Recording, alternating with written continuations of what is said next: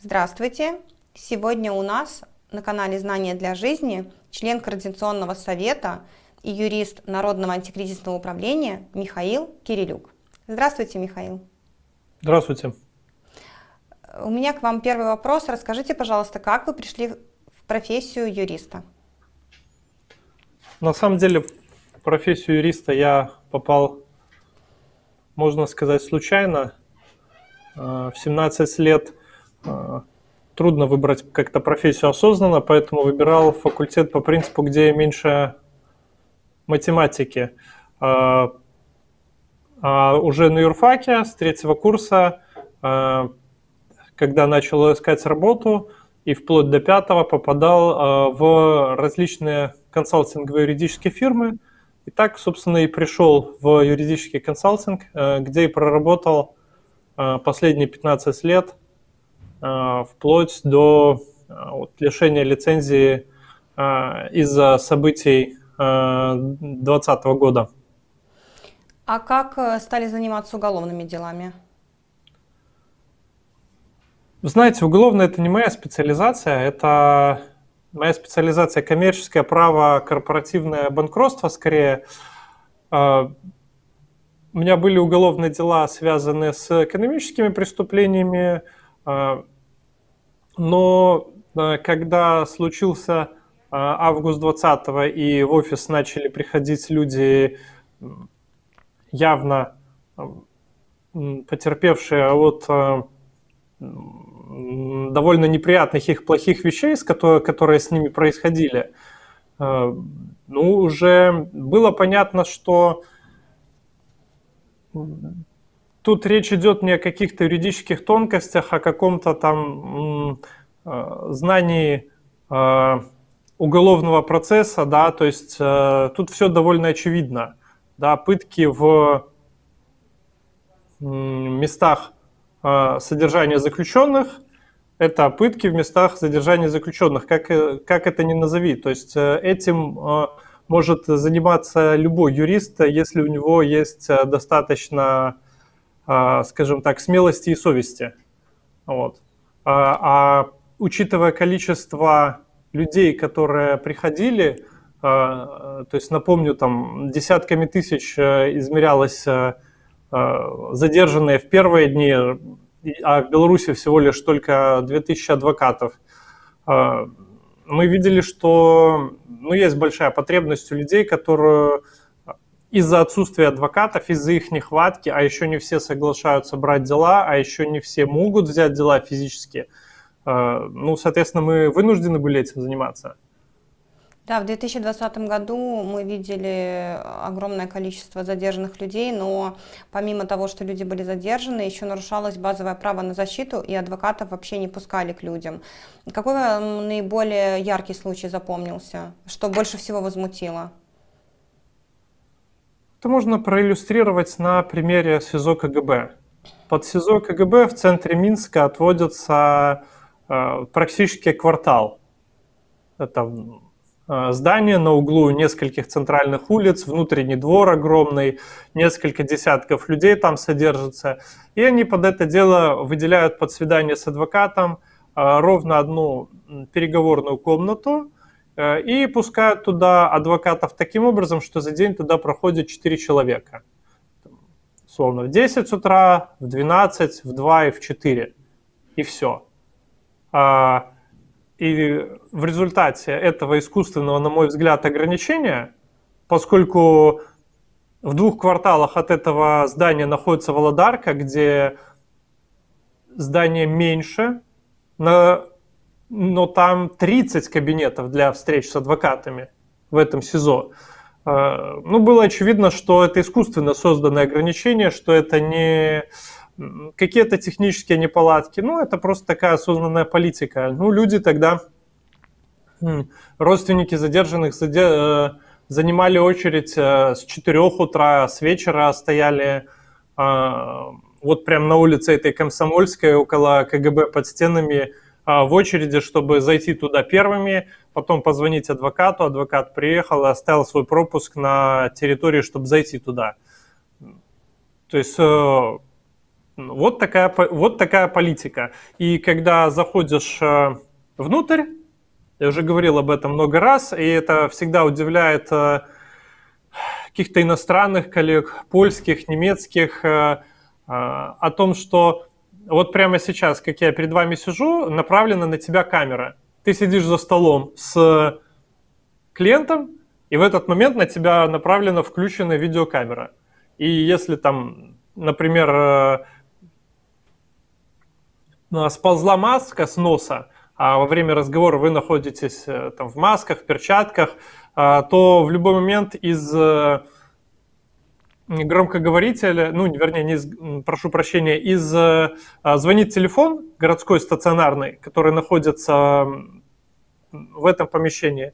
Снимаешь трубку, тебе говорят: вы нарушаете правила содержания, если вы не прекратите, мы вас удалим. Ну, то есть тебе дают явственно понять, что тебя в данный момент видят, слышат, все, что ты обсуждаешь с клиентом. Ну, вот такие условия в СИЗО КГБ для общения. А вы обращались куда-то с просьбой о том, что нарушается право конфиденциальности адвоката и клиента, да, то есть в законе об адвокатуре есть такая статья. Вы знаете, адвокат, он всегда же связан позицией клиента. То есть клиент находится в этот момент в том месте, про которое очень многие говорят, что тут людей пытают. И это уже вопрос к нему. Захочет ли он такое заявление писать, будет ли он на это согласен. Вот. Были ли какие-то случаи, что вам рассказывали, что очень страшно находиться за стенками в Беларуси? Жаловались люди на пытки конкретные какие-то?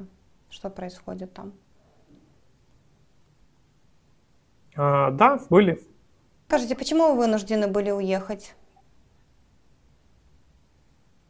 Мне сообщили, что меня планируют арестовать, и поскольку начался там дисциплинарный процесс по лишению меня лицензии, в тот момент на уровне коллегии адвокатов, ну и мне сообщил человек о том, что вот тебя лишат лицензии, а потом, как бывшего адвоката, будут арестовывать.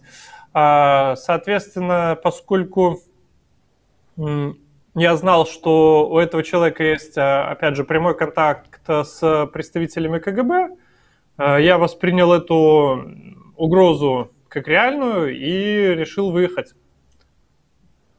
А за что вас официально лишили лицензии? За употребление некорректных, грубых слов и выражений в отношении представителей государственных органов. Было такое, что вы написали? Это были 2 поста на Фейсбуке, в которых я тогда в августе и в сентябре писал о том, что среди многих представителей государства, служащих, силовиков есть откровенные противники Лукашенко, и они будут переходить на сторону сторонников демократии, и это будет подрывать действующую власть. Соответственно, мне кажется, что именно это утверждение было наиболее раздражающим фактором, поскольку это их такой, как мне кажется, страх.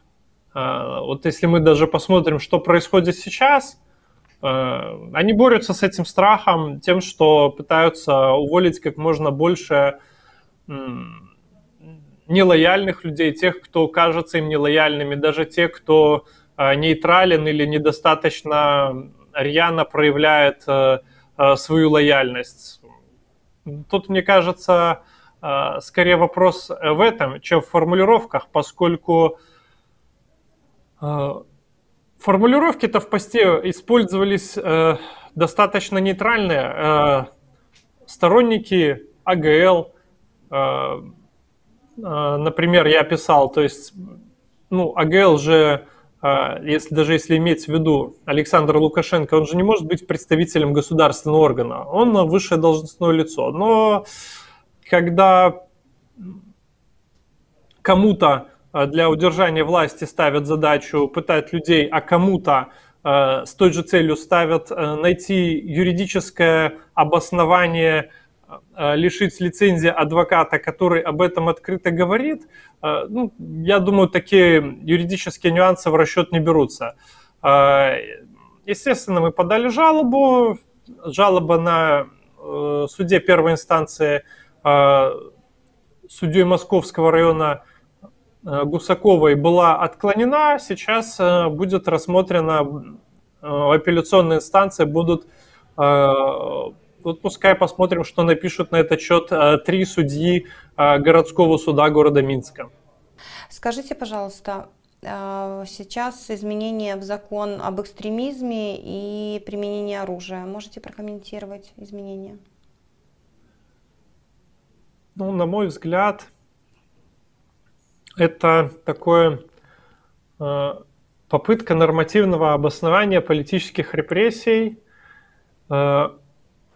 И вообще это обсуждать нужно, там, не углубляясь в юридические детали, а наоборот, поднимаясь на ситуации, максимально обобщая. А является ли то, что мы обсуждаем, законом? Да, то есть что такое закон? Это некий акт. Является ли вообще, если вот на любой бумаге написать слово сверху «закон», а под заголовком написать, например, «все люди обязаны идти на работу на руках», будет ли это являться законом? Да? То есть как-то в приличных странах, в юрисдикциях, с которых другие страны хотят брать пример, принято, что законы принимаются парламентом, то есть представительным органом, куда избираются депутаты, которые представляют интересы разных групп населения, разных территорий. Так вот вопрос, а те люди, которые у нас подписали этот закон, это точно парламент? Это точно депутаты? Они точно имеют право представлять интересы всех белорусов, говорить от их имени? И вот в этом ключе является ли то, что написано законом? Вот мне кажется, что нет. Поэтому это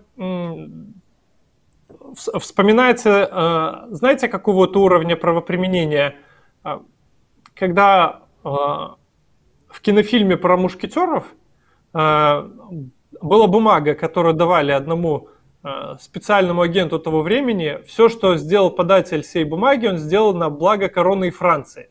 Да? То есть вот это аналогичный документ. Все, что сделал человек, все, что сделал человек в форме и с оружием, он сделал на благо Беларуси.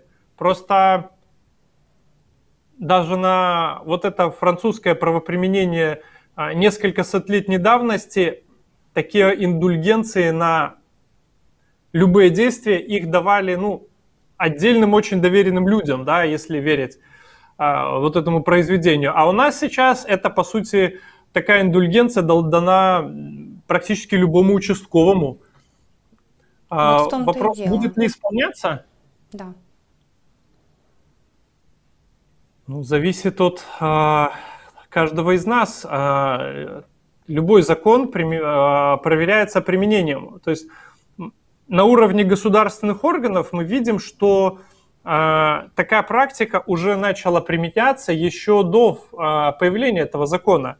По одному из моих клиентов мы писали заявление о возбуждении уголовного дела, в котором клиент опознал тех, кто применял насилие, указал фамилии, фотографии, то есть развиртуализировал человека, да, написал, вот конкретно этот человек применял насилие в тюрьме незаконно. Что ответил Следственный комитет? Так как вы сами говорите, что имели место массовые беспорядки и насилие применял человек в форме, значит, оно было применено к вам законно. Все, это официальная позиция Следственного комитета была еще до вступления в силу закона. То есть, и они таким образом полностью перечеркнули действующий закон о милиции, в котором указано, что нужно применять силу и спецсредства только когда там, другим способом достичь невозможно. Нужно предупредить, это должно быть нападение какое-то, да, то есть нельзя ее применять произвольно к кому угодно по своему усмотрению. Вот, они это все уже перечеркнули, а сейчас просто как бы написали об этом на бумаге, что мы вам разрешаем это делать и не будем вас за это привлекать к ответственности. Но если посмотреть чуть-чуть вперед, это преступление в любой стране, в любое время, и любой приемник действующей власти будет вынужден столкнуться с необходимостью разбираться по этим делам. Поэтому вряд ли белорусы простят, забудут или легитимизируют это, или скажут, ну да, действительно, теперь по закону можно применять, все, убивать. Да. им можно все, нам нельзя ничего, ну давайте будем так дальше и жить. Я, честно говоря, не вижу таких настроений среди тех, с кем я общаюсь. Скажите, сейчас судьи выносят настолько неправомерные приговоры, что каждый раз поражаешься сроком, то, как вынесено данное решение. Что грозит судьям, которые выносят такие приговоры в нашей новой Беларуси? Есть статья Уголовного кодекса о вынесении заведомо неправосудного приговора.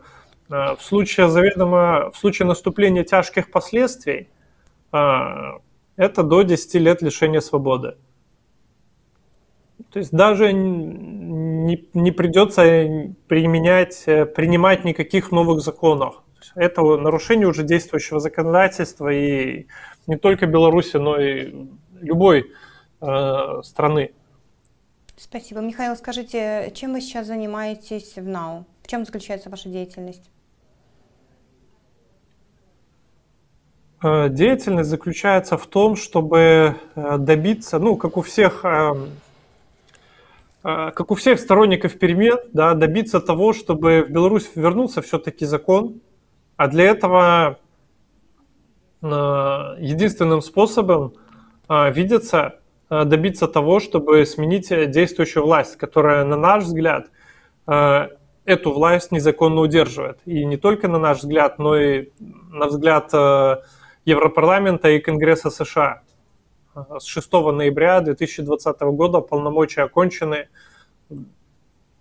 Скажите, еще такой вопрос. У вас явно остались коллеги по ту сторону, которые поддерживают действующую власть. Общаетесь ли вы с кем-то и какие у вас отношения? Вы знаете, из тех, с кем у меня были близкие отношения, я даже не могу припомнить. То есть были некие знакомые, да, которые в определенный период молчали. Они молчат и сейчас. То есть, и, честно говоря, я даже не знаю, что им написать, потому что,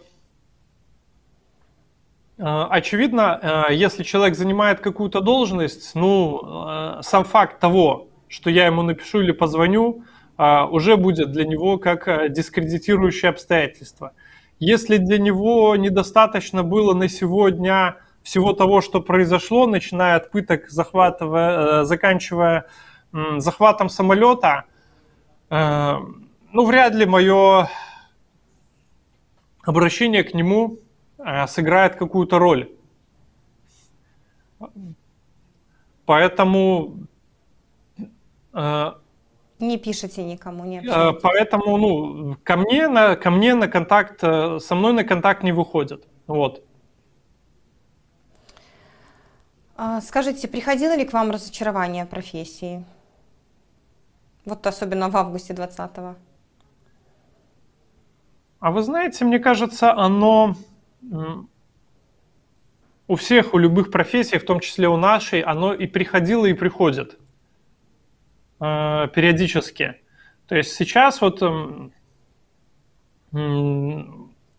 иногда кажется, что ты такой исследователь умершего языка. латыни или шумерского языка, который вот ты там изучал какое-то десятилетие, да, а потом все, его Он нету. сейчас... И он представляет некий такой исключительно научный академический интерес, потому что в практическом смысле он не работает. Но 7 миллионов людей, я имею в виду избирателей, да, и там всего в целом 9 миллионов белорусов никуда же не делались, и политзаключенные несколько сотен никуда не делись, несмотря ни на что, и поэтому мы должны продолжать свою работу даже в таких условиях. И последний вопрос. Верите ли вы в победу над диктатурой, в скорую победу? Есть же такая фраза прекрасная: «Все проходит, и это пройдет тоже». Да? Так вот, все проходит, и Лукашенко пройдет тоже. И Вопрос только в сроках. вопрос в том, сколько каждый из нас готов жертвовать усилий для того, чтобы эти сроки приблизить. Согласна с вами. Сроки зависят от не только... понимаете, вот мне кажется, есть некий такой, может быть, инфантилизм у всех нас, который развился не просто так, а из-за того, что было большое доминирование государства во всем, да, и нам десятилетия говорили: не лезь вот сюда, там умные люди без тебя все решат. И мы видим, к чему это привело. И сейчас